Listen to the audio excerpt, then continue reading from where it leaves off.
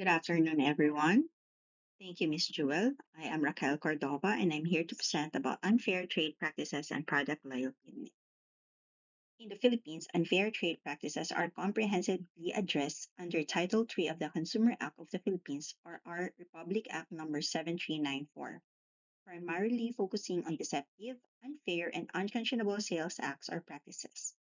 The law is designed to protect consumers against these practices and promote the general welfare by establishing standards of conduct for business and industries.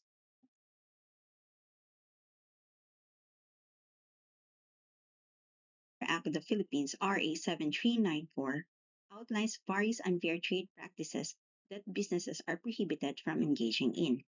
These practices include deceptive acts, unfair trade practices, prohibited schemes, home solicitation sales, and misleading information. Deceptive acts are making false or misleading representations or statements about products and services, such as exaggerated benefits or use of misleading images, videos in ads.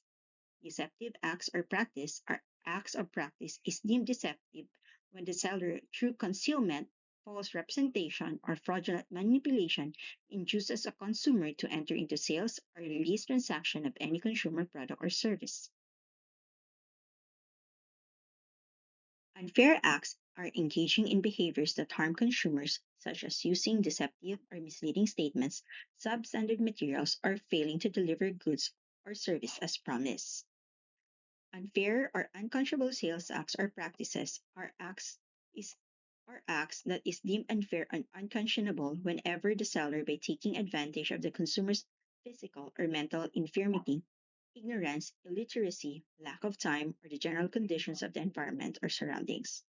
It induces the consumer to enter into transaction that is grossly inimical to the consumer. Prohibited schemes like pyramid, chain distribution, and referral sales that mislead, or exploit. It is specifically prohibited practices.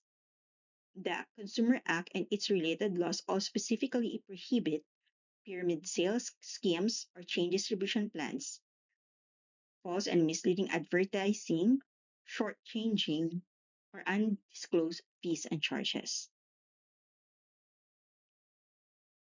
While home solicitation, it requires permits limited to subscribe, to prescribe, and conduct. Misleading information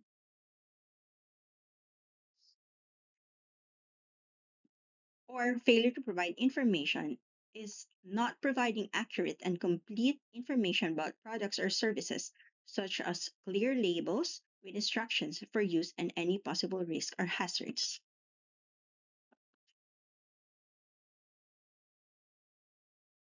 It is the legal responsibility of the manufacturers and sellers. It holds businesses accountable for any harm caused by the defective products to its consumers.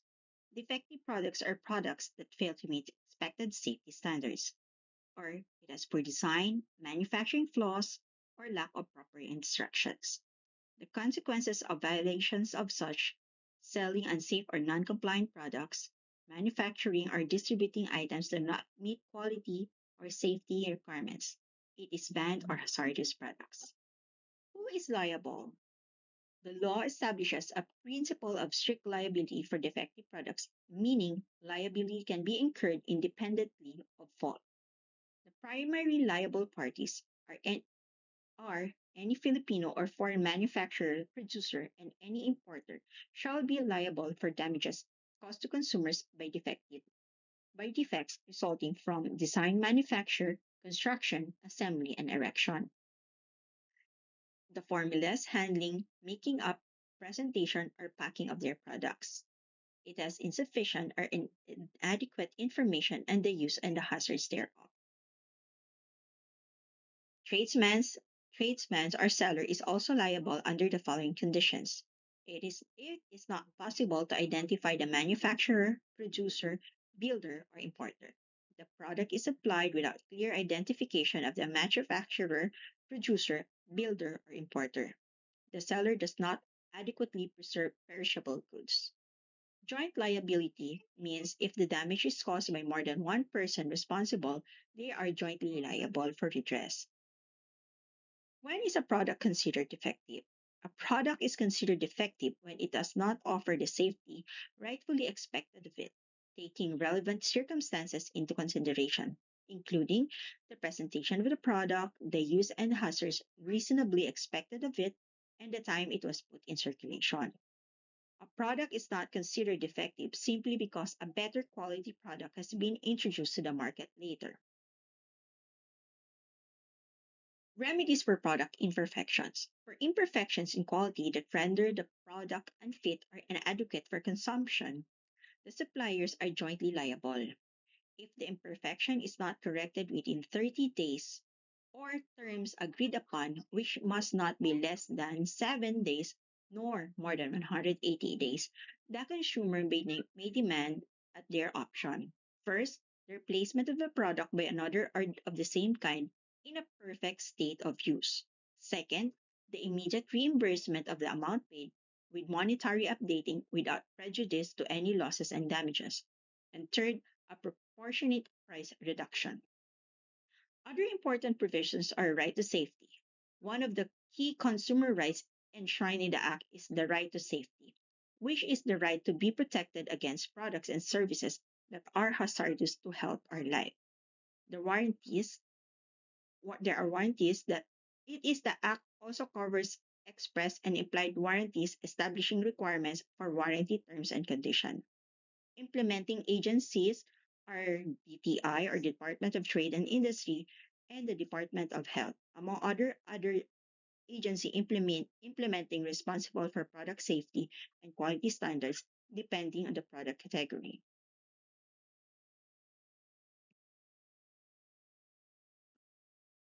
Types of product defects. There are three main types of product defects: design defects, manufacturing defects, and marketing defects.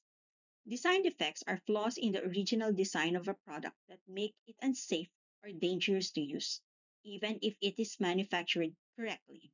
Examples include toys with small parts that pose choking hazards to small children, while manufacturing defects are errors that occur during the production process, such as improper assembly or use of substandard materials, which can render a product unsafe. For instance, a bicycle with a faulty brake system. While marketing defects, issues related to how a product is marketed or advertised, such as misleading labeling or inadequate warnings about potential dangers.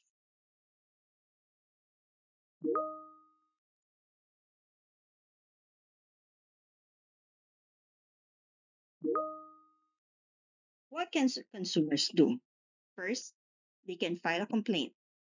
They can report to the Department of Trade and Industries, which handle cases of deceptive sales, false advertising, and unfair practices. Food, drugs, and cosmetics are being handled by the Food and Drug Administration. Second, you can go through mediation and adjudication. DTI or the proper agency investigates and may call for mediation between the consumer and business. If unresolved, a formal adjudication can be conducted where penalties or corrective measures may be imposed. Third, you can seek redress or remedies in the form of replacement, refund, or repair of defective goods, compensation for damages caused by unfair or defective products, or revocation of fraudulent contracts. Or you can take legal actions. Consumers may also file civil or criminal case in court if the unfair trade practice caused significant harm, fraud, or damages. An example of this is if you can remember, are you still familiar with the AWA Electronics Philippines Incorporated? Yun, remember nyo yung mga lumalapit dun sa atin sa mall, nag-aalok ng free gift, tapos if you say yes, they will inform you that you can only have the free gift if you buy a certain item from them. Then if you agree, they will bring you sa office nila and say that you earn a raffle entry. But again, you can claim it only upon purchase of another product while more representative physically surround you, otherwise known as ganging up, until you give in. Although the customer is required to purchase an additional product to claim offered gifts, This is not disclosed during the initial stage of the sales pitch. The revelation is only done when the target customer is being surrounded by more representatives within its showroom or the outlet. In some cases, when customers state that they are short of cash, rep- one of their representatives will urge that customer to use the credit card or to withdraw from an ATM machine.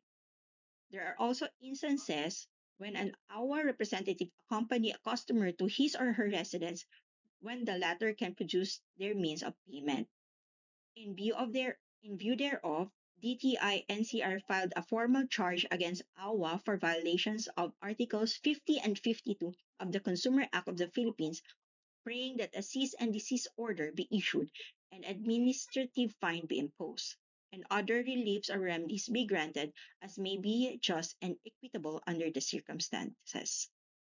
A preventive measure order was issued by the DTI in order to prohibit AWA from continuing with the act complained of until such time that a sale promotion permit is secured or obtained from the DTI.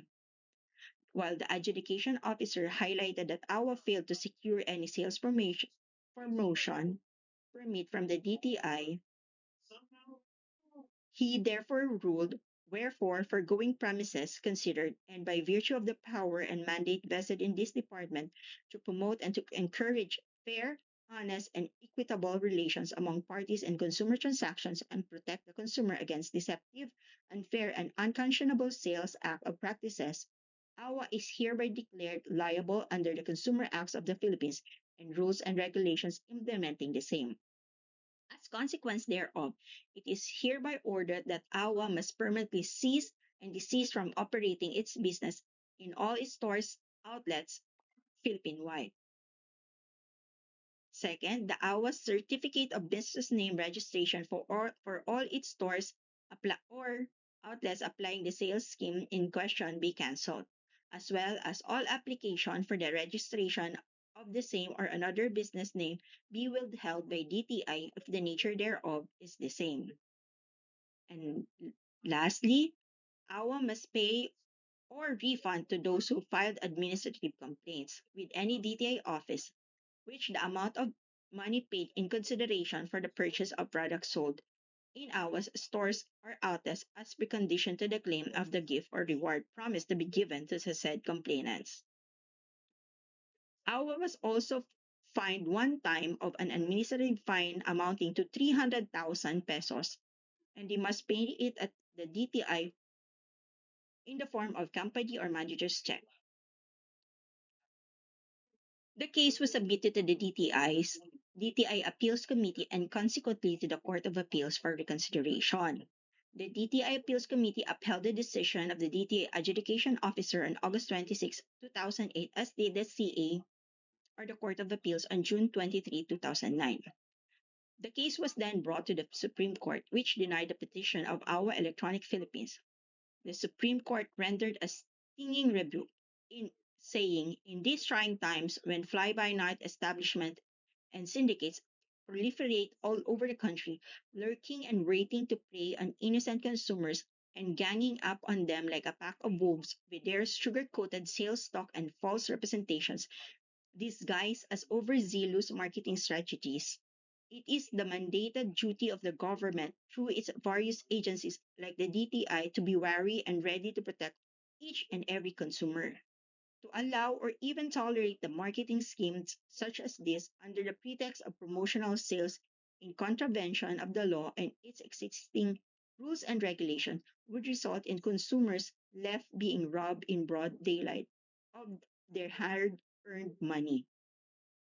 This court shall not countenance these pernicious acts at the expense of consumers. This concludes my discussion. Let me now turn you over to Ms. Daryl to discuss the Philippine Competition Acts. Thank you and good afternoon.